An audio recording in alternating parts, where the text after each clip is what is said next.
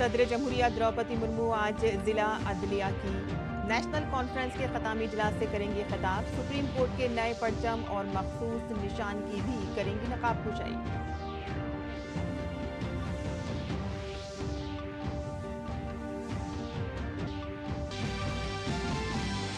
वज़ीर-ए-आज़म मोदी ने कहा कि पिछले 10 सालों में आलमी मईशत में 35% हुआ है इजाफा, जबकि हिंदुस्तानी मईशत में हुआ तकरीबन 90% इजाफा। वज़ीर-ए-आज़म ने एतमाद का किया इज़हार, कहा कि मुस्तक़बिल में भी पायदार तरक्की रहेगी जारी।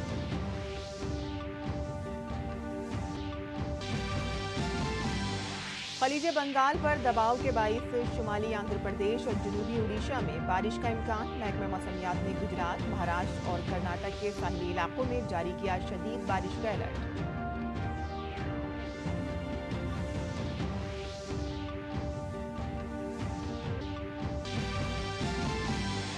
इजराइल और हमास के दरमियान इंसानी बुनियादों पर 3 रोजा जंगबंदी आज से शुरू। गजा में पोलियो का मर्ज दोबारा फैलने के बाद आज से बड़े पैमाने पर टीकाकारी भी हो रही है शुरू।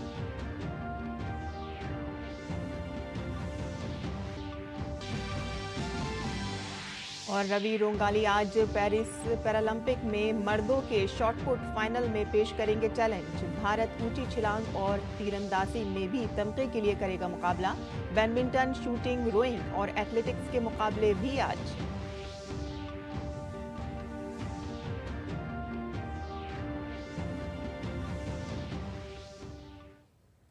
आदाब नाज़रीन, खबरनामे में आपका इस्तकबाल है। मैं हूं साइमा खान। अब खबरें तफसील से।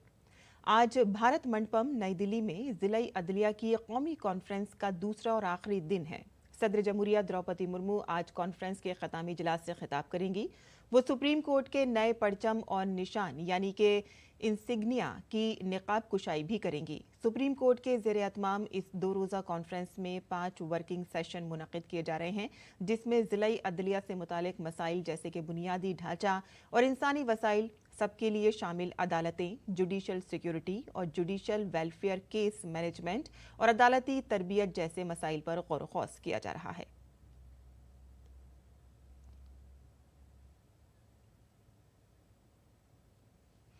नायब सदर जमहूरिया जगदीप धनखड़ उत्तराखंड के 2 रोजा दौरे पर हैं। आज नायब सदर एम्स ऋषिकेश और national Indian military college Dehradun का दौरा करेंगे, जहां वो इंस्टीट्यूट के तलबा और फैकल्टी मेंबरान से बातचीत करेंगे।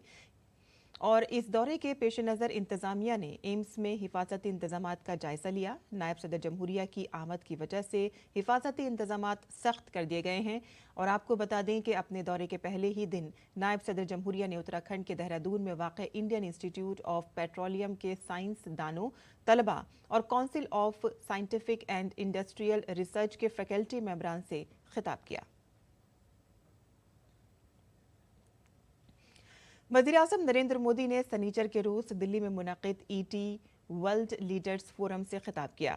वज़ीर-ए-आज़म ने कहा कि आज भारत कामयाबी की अनोखी कहानी लिख रहा है। गुज़िश्ता 10 सालों में आलमी मईशत में 35% इजाफा हुआ है, जबकि भारत की मईशत के इन सालों में 90% इजाफा किया है। ये एक पायदार तरक्की है जिसे भारत ने हासिल किया है।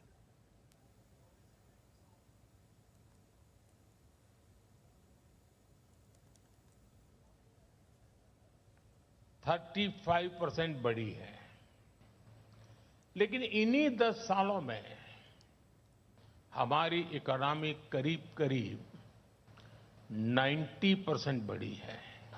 ये वो सस्टेन ग्रोथ है जो हमने हासिल की है।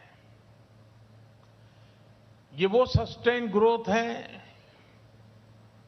जिसका हम वादा करते हैं, और ये वो सस्टेन ग्रोथ है जो आगे भी जारी रहेगा। कोलकाता के आरजीगल अस्पताल में खातून डॉक्टर की इस्मत दरी और कत्ल के वाक़े के बाद मुतासरा को जल्द इंसाफ के लिए मुल्क भर में मुजाहरे हुए। मगरबी बंगाल में कई दिनों से अमन व अमान की सूरत हाल खराब है। मगरबी बंगाल के गवर्नर ने दिल्ली आकर मरकजी वजीर दाखिला और वजीर कानून से मुलाकात की और रियासत की सूरत हाल पर तबादला ख्याल किया। हमारे नामनिगार नीरज सिंह ने मगरबी बंगाल के गवर्नर से खास बातचीत की।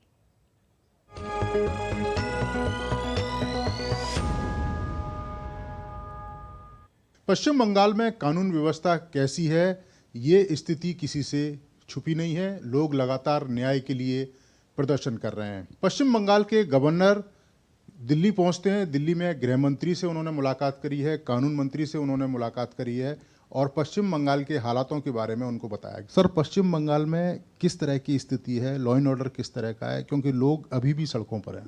लोग परेशान हैं। हजारों की तादाद में लोग, सामान्य लोग, आम आदमी सड़क में आता है। उसमें डॉक्टर लोग हैं, नर्सेस है, पैरामेडिकल स्टाफ है, आम आदमी है, टीचर्स है, पेरेंट्स है, दुनिया समाज के सारे तरफ आंदोलन हो रहा है। उन्होंने पूछता है, प्रशासन से पूछता है, मुख्यमंत्री से पूछता है, गवर्नमेंट से पूछता है, राज्यपाल से पूछता है, हमें न्याय चाहिए, हमें न्याय चाहिए। मैंने ये डॉक्टर के पेरेंट्स से मिला, माँ का आंसू मैंने देखा, दुख मैंने सुना। उन्होंने मुझे एक खत दिया। वो खत हृदय रक्त से लिखा हुआ खत है। क्या था सर उस खत में, क्या लिखा उन्होंने? उसको केवल यही चाहिए, हमको जानना है उस नाइट को क्या हुआ, ये किसने किया, कैसा किया, क्यों किया। गृह मंत्री से मुलाकात करी है, कानून मंत्री से मुलाकात करी है, क्या आपने रखा है, क्या बातें आपके बीच में हुई, आप अगर बता पाएं? बंगाल के बारे में खूब डिस्कशन किया। क्या क्या डिस्कस किया वो अभी के लिए कॉन्फिडेंशियल रहेगा। दूसरा सर, अभी देखें कि पश्चिम बंगाल में लोग जिस तरह से प्रदर्शन कर रहे हैं, उनका ये कहना है कि ना तो सीएम उनको न्याय दे पा रही है और ना पुलिस उनको न्याय दे पा रही है। इसको लेकर सबसे ज़्यादा वो प्रदर्शन कर रहे हैं। मुख्यमंत्री से, प्रशासन से लोग एक्सपेक्टेशन ये है, हमको सुरक्षा दो, प्रोटेक्शन दो। हम प्रशासन प्रोटेक्शन नहीं देता, प्रोटेस्ट करता है, मुख्यमंत्री प्रोटेस्ट करता है सड़क में।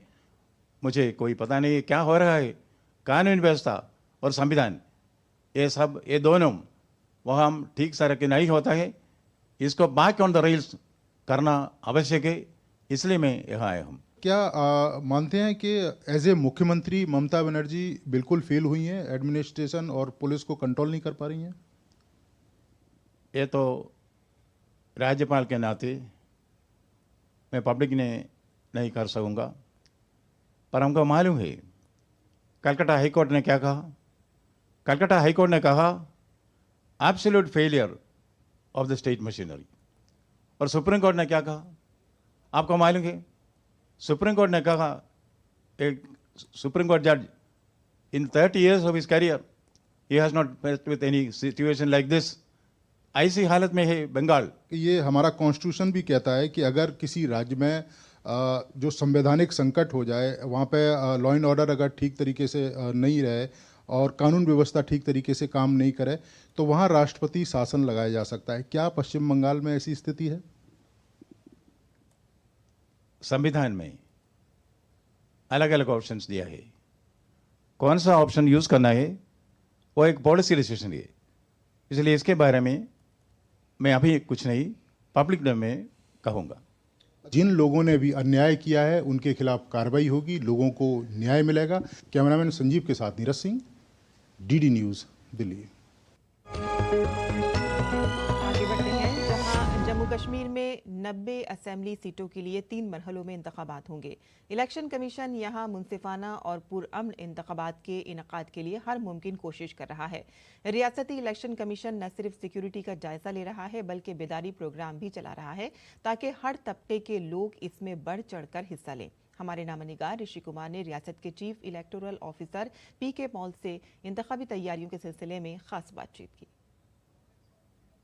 जम्मू कश्मीर में 3 चरणों में चुनाव हो रहे हैं और इन चुनावों में किस तरीके की तैयारियां हैं, क्या सुरक्षा के इंतजाम हैं, किस तरीके से स्वीप के कार्यक्रम चल रहे हैं, इस पर विस्तार से बात करने के लिए हमारे साथ जम्मू कश्मीर के मुख्य निर्वाचन अधिकारी पीके पोले साहब हैं। सर, जिस तरीके से इस बार के चुनाव हो रहे हैं, बेहद अभूतपूर्व चुनाव हैं, सबसे पहले बताएं कि इस बार के चुनाव में जो तैयारियां हैं वो किस तरीके की हैं, खासतौर से सुरक्षा को लेकर।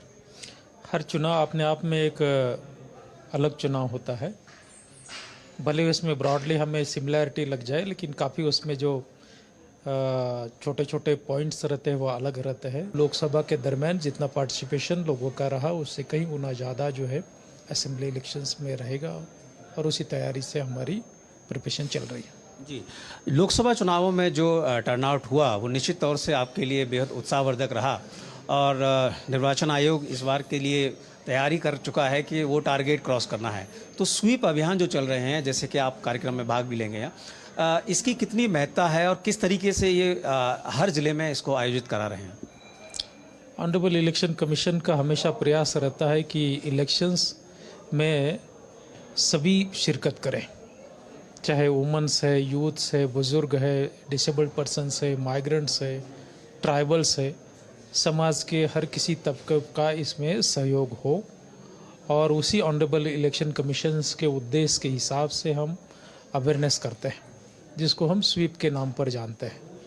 तो स्कूली बच्चे नॉर्मली जो फर्स्ट टाइम वोटर्स रहते हैं उनमें भी पार्टिसिपेशन हो, जो देश का भविष्य वो डिसाइड करते हैं इलेक्शंस के ज़रिए से, उसके लिए यहाँ जाए। इस बार जो पार्टिसिपेशन है न सिर्फ लोगों में, पॉलिटिकल पार्टीज़ में भी काफ़ी छोटे छोटे दल हैं, तो उन लोगों के साथ कोऑर्डिनेशन, उनकी सुरक्षा को लेकर आयोग ने भी कहा है, वो सब तैयारियां मुकम्मल हैं? ज़रूर, बिल्कुल बिल्कुल, कोई डिफ़िकल्टीज जो है उसमें नहीं है। इस ज़िले में कैंपेनिंग ऑलरेडी शुरू हो गई है, लास्ट डे ऑफ विड्रॉवल ख़त्म हो गया है, कैंडिडेट्स कौन कौन है वो फाइनलाइज हो गया है, उन्होंने अपना जो है कैंपेनिंग शुरू कर दी है। जो उनको परमिशंस लगते हैं ऑनलाइन तरीके से हम अवेलेबल करवा रहे हैं, कोई उसमें डिफ़िकल्टीज नहीं।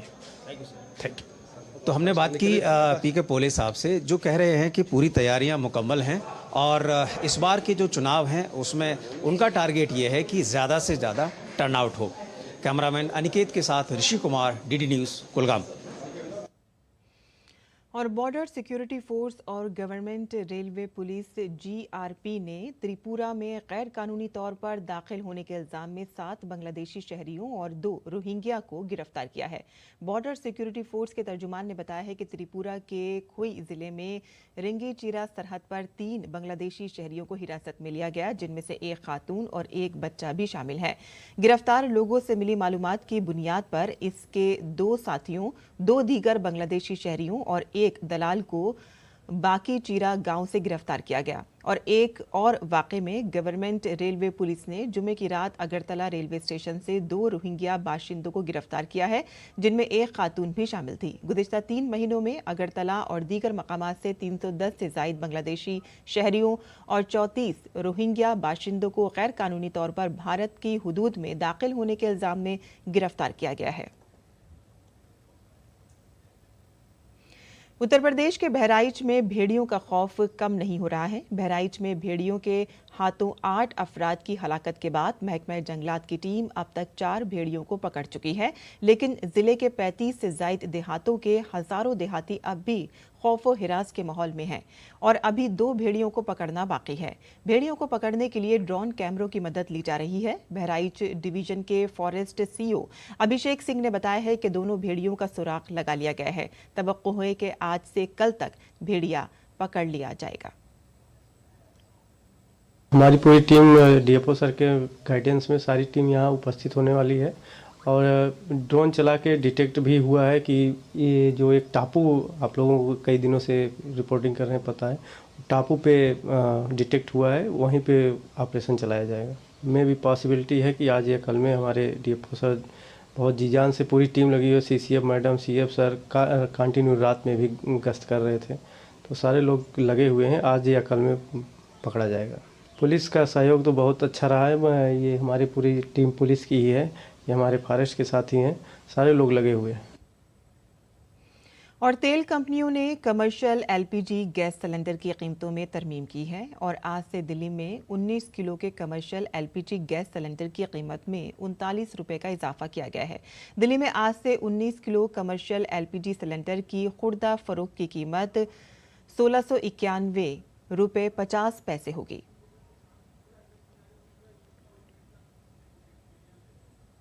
महकमे मौसमियात ने आज कच्छ, गुजरात, सौराष्ट्र, महाराष्ट्र और कर्नाटक के साहिली इलाकों में शदीद बारिश और इंतहाई खराब मौसम का अलर्ट जारी किया है।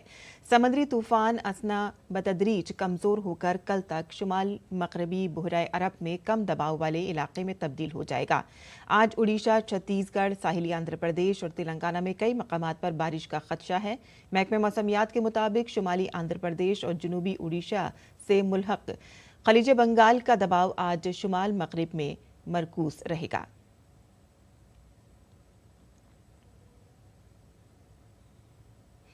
ख़वातीन और बच्चों की फलाह बहबूद की वजारत पूरे सितंबर महीने में 7वां कौमी ग़िज़ाइयत का महीना मना रही है। इस साल इसका मकसद ग़िज़ाइयत की कमी से जामे तौर पर निपटना है और इस बार हुकूमत आज यानी कि 1 सितंबर से 30 सितंबर तक ये मुहिम चला रही है। मुल्क में ग़िज़ाइयत की कमी के खिलाफ मुहिम कितनी कारगर हुई है, आइए देखते हैं इस खुसूसी रिपोर्ट में। कौमी ग़िज़ाइयत का महीना हुकूमत हिंद का एक अहम इक़दाम है जिसका मकसद हामला ख़वातीन, दूध पिलाने वाली माओं, 9 उम्र लड़कियों और 6 साल से कम उम्र के बच्चों के लिए ग़िज़ाइयत की अहमियत को समझाना है। हर साल कौमी ग़िज़ाइयत हफ्ते के लिए एक खास थीम मुकर्रर की जाती है जो हफ्ते भर में होने वाली सरगर्मियों और प्रोग्रामों के लिए निशानदेही मुकर्रर करती है। 2024 में कौमी ग़िज़ाइयत के महीने का थीम है तमाम के लिए ग़िज़ाइयत से भरपूर खुराक। आज पोषण माह की शुरुआत हम कर रहे हैं। आज के इस पावन अवसर पर हम आप सब से यह आग्रह भी करेंगे कि हम इसको जन जन तक, ये जन जागरूकता का अभियान है तो जन जन तक पहुंचाने में आप अपनी प्रतिबद्धता को भी दर्शाएंगे। जैसा हम सभी जानते हैं, हमारे उपनिषद में भी लिखा है, आहार सद्धो सत्व सद्धि, यानी जब आहार हमारा शुद्ध होगा तो हमारी चेतना भी शुद्ध होगी। ख़वातीन और बच्चों की तरक्की की वजारत सितंबर 2024 में 7वां कौमी ग़िज़ाइयत का महीना मना रही है। पोषण माह इंसानी जिंदगी के अहम मराहिल, हमल, बचपन और जवानी के बारे में वसी पैमाने पर बेदारी पैदा करती है। मुहिम को मुल्क के तमाम हिस्सों और कम्युनिटीज तक पहुंचाने के लिए पूरे महीने में खुसूसी मुहिम चलाई जाती है जिसमें मौसर आंगनवाड़ी बनाने का हदफ भी शामिल है। जो हमारा मुख्य रूप से जो आयाम है इस पोषण माह का, एनीमिया पर जागरूकता, ग्रोथ मॉनिटरिंग, पोषण भी, पढ़ाई भी, सही पूरक आहार, टेक्नोलॉजी आधारित पोषण, तो इसको हम कैसे नीचे स्तर तक आंगनवाड़ी केंद्रों के माध्यम से इस पोषण अभियान को जन जन पहुंचाने का हमें संकल्प हमने उठाया है। आदत-ओ-शुमार के बारे में बात करते हुए ख़वातीन और बच्चों की तरक्की की वजारत ने ग़िज़ाई क़िल्लत के खिलाफ लड़ने के लिए कई स्कीमें शुरू की हैं, जिनमें मिशन पोषण 2.0, integrated child development service scheme, प्रधानमंत्री मातृ वंदना योजना, दोपहर के खाने की स्कीम, 9 उम्र लड़कियों के लिए स्कीम, माँ का मुकम्मल प्यार प्रोग्राम, पोषण वाटिका शामिल हैं। इसके अलावा दही इलाकों में सेहत की खिदमात को वुसअत देने, आंगनवाड़ी में ग़िज़ाई क़िल्लत के शिकार बच्चों का डेटा तैयार करने, सेहत के शोबे में अखराजात को फ़रोग़ देने और ग़िज़ाइयत से भरपूर ग़िज़ाओं के इस्तेमाल समेत इस प्रोग्रामों को अवाम तक पहुँचाने पर जोर दिया गया है। धीरज कुमार के साथ कुमार आलोक की रिपोर्ट, डीडी न्यूज़ उर्दू खबरें। और खैर मुल्क की खबरों की बात करें तो इजराइल और हिजबुल्ला के दरमियान तनाज़ा मुसलसल बढ़ता जा रहा है। एक दूसरे पर हमले मुसलसल बढ़ रहे हैं। गजा में एक ज़बरदस्त धमाका हुआ है, ताहम किसी खास नुकसान के बारे में अभी तक कोई ताज़ा मालूमात नहीं है। आपको बताते चलें कि गजा की पट्टी में इजराइल और हमास के दरमियान लड़ाई शुरू हुए तकरीबन 11 माह हो चुके हैं। इजराइल लबनान सरहद पर भी कशीदगी बरकरार है। गजा में पोलियो का टीकाकारी मुहिम शुरू की जाएगी और इसके लिए इजराइल और हमास 3 दिन के लिए इंसानी बुनियादों पर जंगबंदी पर अमल दरामद से इत्तेफाक कर लिया है। आलमी दायरा सेहत ने वैक्सीनेशन मुहिम की मुकम्मल तैयारियां कर ली हैं। मुहिम के तहत गजा में 6,40,000 बच्चों को पोलियो का टीका लगाया जाएगा। आलमी दायरा सेहत गजा में पोलियो पर काबू पाने के लिए 90% बच्चों को खुराक पिलाने का हदफ हासिल करना चाहता है। गजा में 25 साल में पोलियो का पहला मामला सामने आया है। पोलियो से 10 माह के एक बच्चे की मौत हो गई। और नाज़रीन, अब पेश है दिल्ली से शाया होने वाले उर्दू अखबारात का मुख्तसर जायजा।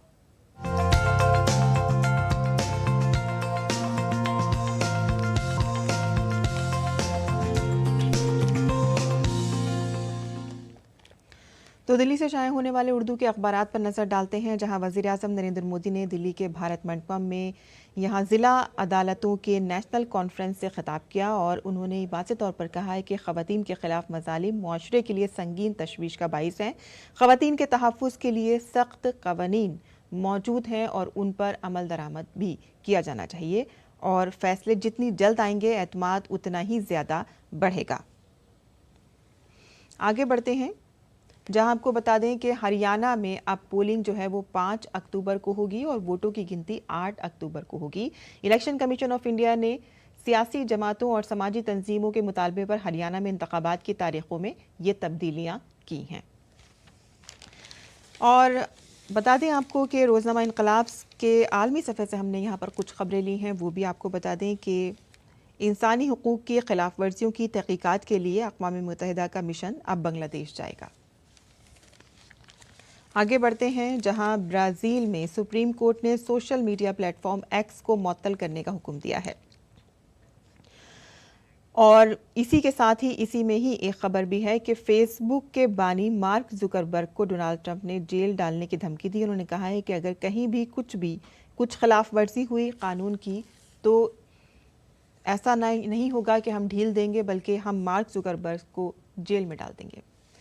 इसी के वहीं अमेरिका से एक और ख़बर भी है। यहाँ पर इजराइल के हक़ में बयान देना कमला हैरिस के लिए मुसीबत बन सकता है। दरअसल उन्होंने इजराइल को हथियारों की फराहमी जारी रखने की बात कही और जैसे ही उन्होंने ये बयान दिया उसके बाद इंतखाबी मुहिम की सरगर्मियों में काफ़ी गहमा गहमी देखी जा रही है और यूनिवर्सिटियों और अवामी मकामात पर एहतजाज का माहौल बनना वहाँ पर अब शुरू हो गया है उनके खिलाफ। खेल के सफ़े से भी हमने यहाँ पे के खबर ली है, जहाँ पे कांसे के तमगे पर रूबीना का निशाना। वहीं बैडमिंटन में भी खिलाड़ियों की बेहतरीन कारकर्दगी देखने को मिल रही है। पैरालंपिक में भारतीय खिलाड़ी जो हैं वो ज़बरदस्त खेल का मुजाहिरा कर रहे हैं।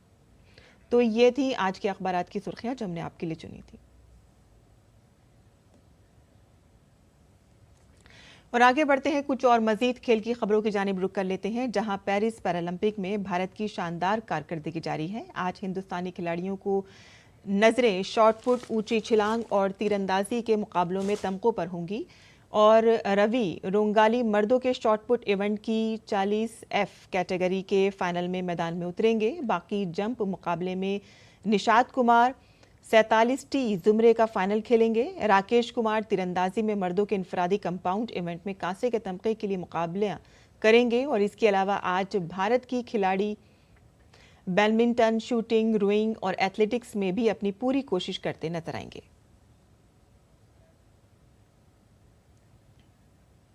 और भारत की प्रीति पॉल ने पेरिस में जारी पैरालंपिक गेम्स में कांसे का तमगा जीतकर तारीख रकम की है। पैरालंपिक में ट्रैक एंड फील्ड में भारत का ये पहला तमगा है। उत्तर प्रदेश के मुजफ्फरनगर के एक किसान खानदान से ताल्लुक रखने वाली प्रीति की कामयाबी और उनकी सख्त मेहनत का नतीजा है। प्रीति के घर वाले इस कामयाबी से बहुत खुश हैं। देखते हैं ये रिपोर्ट। उत्तर प्रदेश के मुजफ्फरनगर की प्रीति पाल ने पेरिस में चल रहे पैरालंपिक खेलों में वो कारनामा कर दिखाया जो आज तक किसी पैरा एथलीट ने मुल्क के लिए नहीं किया था। ट्रैक और फील्ड में भारत के लिए पहला मेडल जीतकर उन्होंने तारीख रकम कर दी। इन खेलों में ट्रैक इवेंट में ये उनका पहला मेडल है। प्रीति ने खवातीन की 100 मीटर दौड़ T35 कैटेगरी में कांसे का तमगा जीता। उन्होंने ये दौड़ 14.21 सेकंड में पूरी करके अपना निजी सबसे बेहतरीन कारकर्दगी का मुजाहिरा किया। मीरापुर नगर पंचायत के गांव हाशमपुर के एक गरीब किसान अर्नेल पाल की बेटी प्रीति पाल ने गांव की पगडंडियों पर दौड़ की शुरुआत कर गैर मुल्कों में अपनी जीत का परचम लहराया। बेटी की जीत पर खानदान में खुशी की लहर है। प्रीति के खानदान वाले बेटी की जीत पर एक दूसरे को मिठाई खिलाकर मुबारकबाद दे रहे हैं। वालिद अनिल का कहना है कि मुझे यकीन नहीं था कि बेटी यहाँ तक पहुँच जाएगी। वहीं प्रीति की मां ने बेटी की कामयाबी पर खुशी का इजहार करते हुए कहा कि हमारी बेटी ने हमारा नाम रोशन कर दिया है। हमें बहुत अच्छा लगा जैसे खेल रही थी, हमें बहुत खुशी हुई। तो संघर्ष तो बहुत किया है लड़की ने हमारी, जो है शुरू से ही स्टार्टिंग में बहुत संघर्ष करती रही और जहाँ भी खेलती रही वहाँ से जीत कर ही आई है। सपोर्ट करेंगे, जितना अच्छा खेलेगी और आगे बढ़ाएंगे। बहुत खुशी है, सबके परिवार को बहुत खुशी है और गांव में भी बहुत खुशी है सबको। बहुत खुशी है जी सबको। बस मैं कहती थी नको जी मैं आगे बढ़ूंगी, बहुत अच्छे से लाएंगे, मैं मम्मी तुम्हारा नाम रोशन करूंगी मैं। कभी मना नहीं किया आपने? नहीं जी। लड़की हो आप, देश विदेश क्या जी, कहती मम्मी एक लड़का समझ के छोड़ दो मुझे। प्रीति के लिए इस मुकाम तक पहुंचना आसान नहीं रहा। उन्होंने 6 साल पहले सोशल मीडिया पर पैरालंपिक खेलों की वीडियो देखकर दौड़ना शुरू किया था। आज उनकी मेहनत रंग लाई। किसान कुंबे से ताल्लुक रखने वाली प्रीति को कमजोर और ना बराबर पैर की हालत के सबब काफी दिक्कतों का सामना करना पड़ा। कई सालों तक इलाज के बाद भी कुछ खास असर नहीं पड़ा, लेकिन प्रीति ने कभी हार नहीं मानी और कोशिशों के साथ यहाँ तक पहुंची। प्रीति ने 17 साल की उम्र में सोशल मीडिया पर पैरालंपिक खेलों की वीडियो देखी थी। उनसे हौसला पाकर उन्हें एहसास हुआ कि वो भी अपने ख्वाबों को पूरा कर सकती हैं।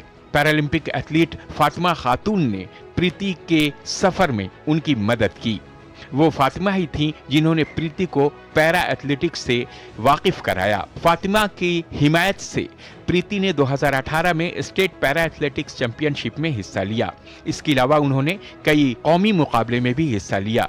उनकी कोशिशों का फल तब मिला जब उन्हें 100 मीटर और 200 मीटर दोनों स्प्रिंट में चौथा मकाम हासिल करते हुए एशिया पैरा खेलों में 2022 के लिए क्वालिफाई कर लिया। प्रीति भले ही एशियन पैरा खेलों में कोई मेडल नहीं जीत पाई, लेकिन वो पैरालंपिक खेलों के लिए खुद को तैयार करती रहीं।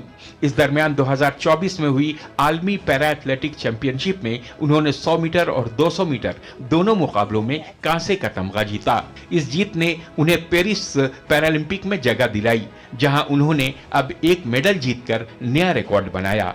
Sports desk, DD news. और अब पेश है मुल्क भर के मौसम का हाल।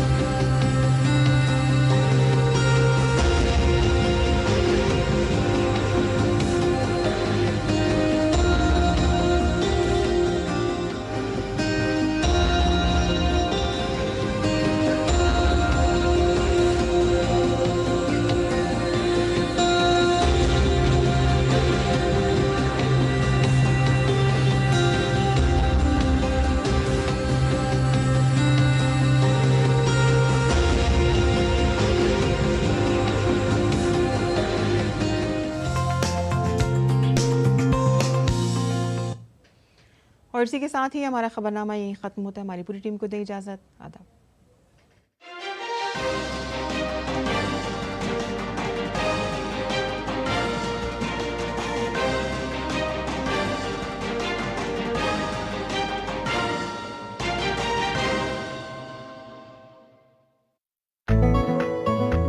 धोखा है, एक फरेब है, मंजिल का हर ख्याल, सच पूछिए तो सारा सफर वापसी का है। शीशे को संग, संग को शीशा कहेंगे लोग, इस दौरे बेलिहाज में क्या क्या कहेंगे लोग। सर से आंचल न तू हटा अपना,